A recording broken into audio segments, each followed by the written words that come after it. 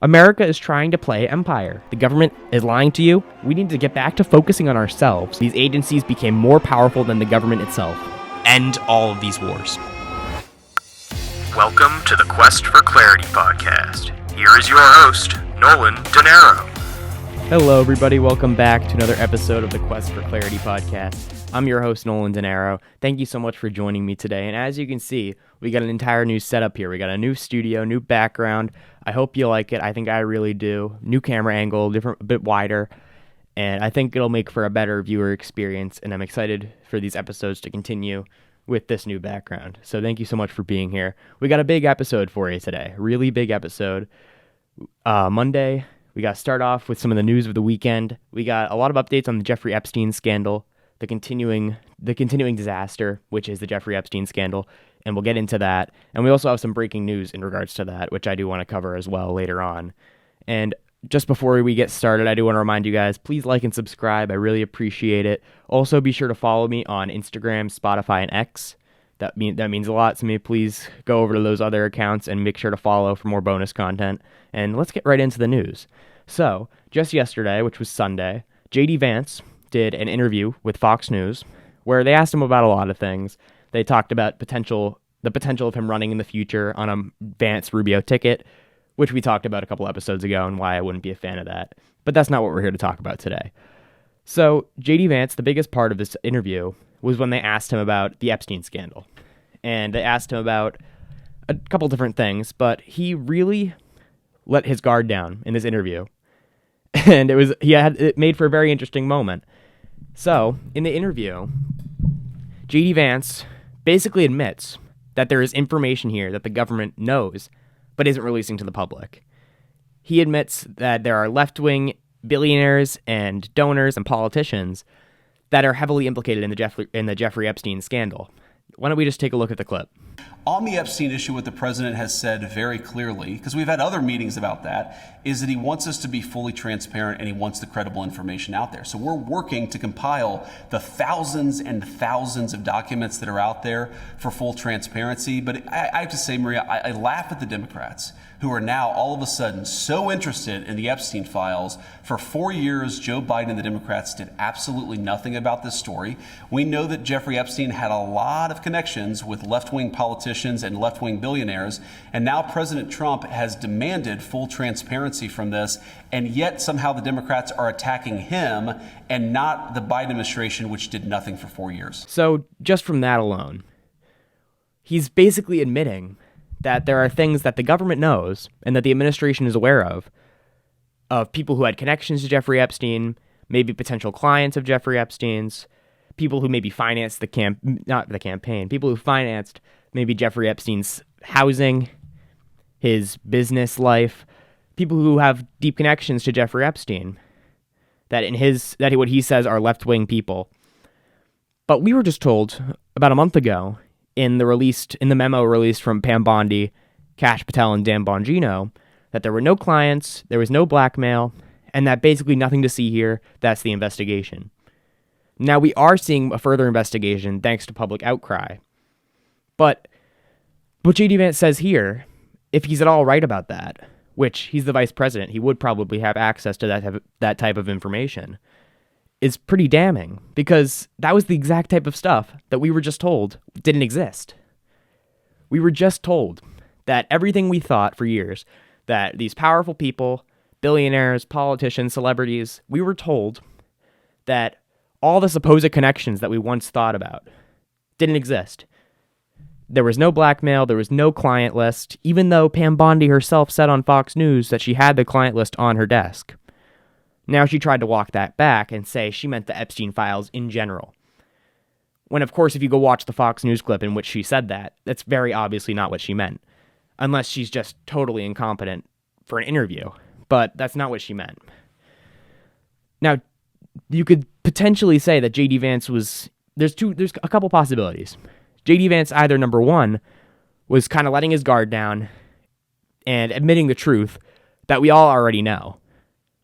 That there is, of course, higher powers that be that have connections to Jeffrey Epstein, whether they be intelligence, politicians, billionaires, etc. Or Is he trying to kind of save face for a potential 2028 run and make it seem as if he was being honest this whole time? He can look back on this whole scandal and say, I was honest the entire time.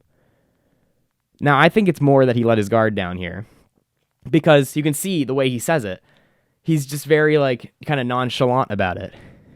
He says it as if it's just a fact that everyone knows. He says it like he's in campaign mode. He said it like he was talking to Theo Von back on the Theo Von podcast back during the campaign, or he was talking to Joe Rogan on the Joe Rogan Experience. He said it very casually, as if there's still work to be done here to uncover the truth about this scandal. So, it's just from that alone. This is the thing about the Jeffrey Epstein scandal. What makes it so different from other scandals is that everybody knows the truth about it. It's actually, I shouldn't say it's different from other scandals. It's actually very similar in a certain way.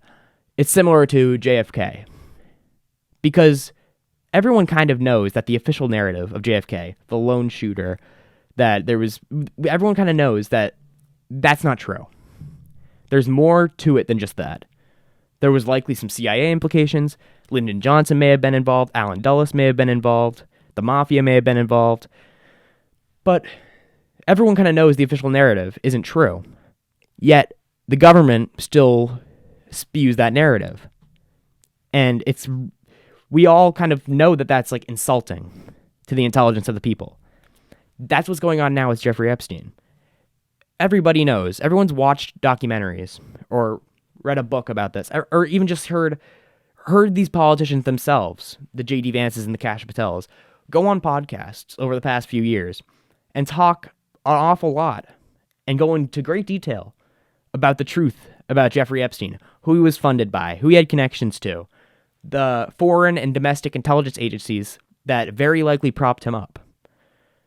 That now for the government to be saying there's nothing to see here it's a dangerous situation, because everybody knows that's not true, because these exact people were saying that wasn't true just months ago. So that, coupled with the just blatant lying, is a very dangerous combination, and it's not a good sign for the MAGA movement. It's not a good sign for JD Vance's 2028 campaign, because everyone knows this very well. The Democrats are going to make this a topic of interest in the midterms and in 2028. And if JD Vance is involved in what seems to be quite obviously a cover-up of a blackmail trafficking ring scandal, then of course that's going to come back to bite him in his political future. How can he win an election with that? I don't think he can. So this also comes, let's get into the breaking news of today. A judge denied the release of Ghislaine Maxwell's grand jury testimony. This was stupid. So Pam Bondi, after the entire scandal breaks out, they're basically doing damage control in the administration and in the DOJ. So Attorney General Pam Bondi, who is kind of the face of this cover-up, went to try and release the grand jury testimonies of Epstein and Ghislaine Maxwell. Ghislaine Maxwell, of course, being Epstein's accomplice.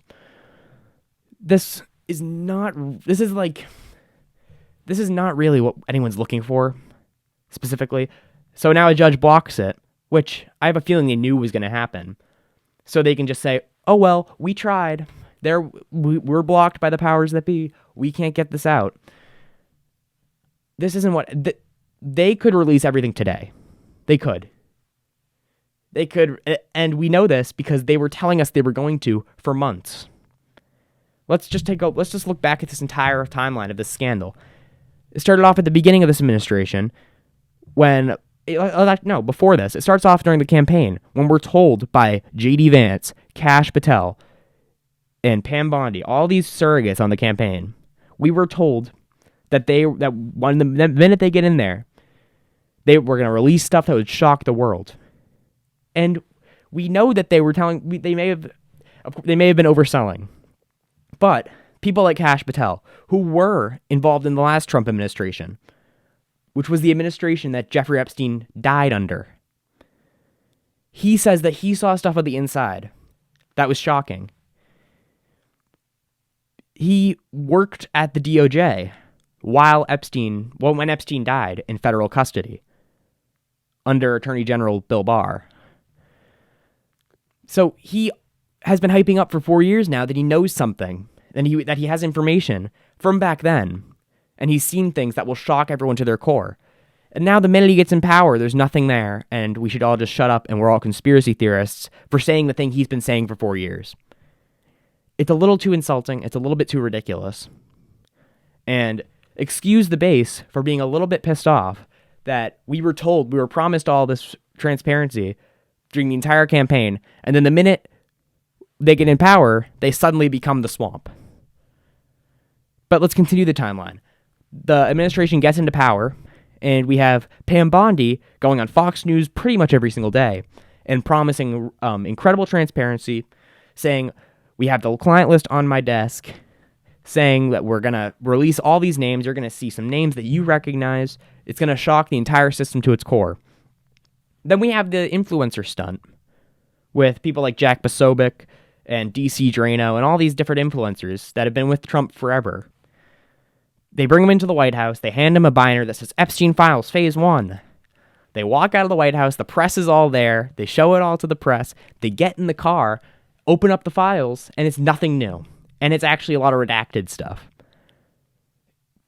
That's so incompetent. You just ruined all these people's credibility through no fault of their own. They were told by the Attorney General of the United States that they were receiving a binder with shocking information, and it would be their job to distribute that information to the MAGA base through their Twitters and Instagrams, through their social media followings. They were going to be the surrogates that were representing the transparency of this administration. And all for it to be nothing.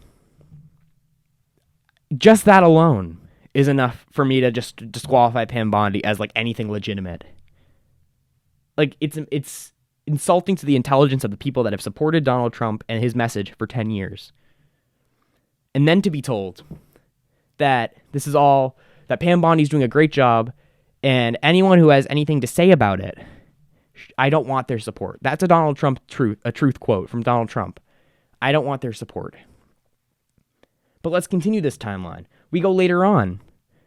And then we, of course, about a month ago, a little over a month ago, we get the memo from Pam Bondi and Kash Patel and Dan Bongino basically telling us that there's nothing to see here. No client list, no blackmail, end of story. And that is exactly why I think that this story of the judge denying the release of the Ghislaine Maxwell grand jury testimony, that's why I think that this is just a farce. I don't think they ever really cared about getting this stuff out. Because now they can just try and say, oh, well, we tried. The judge didn't want us to get it released. And that's that. You didn't do your best. You didn't even try.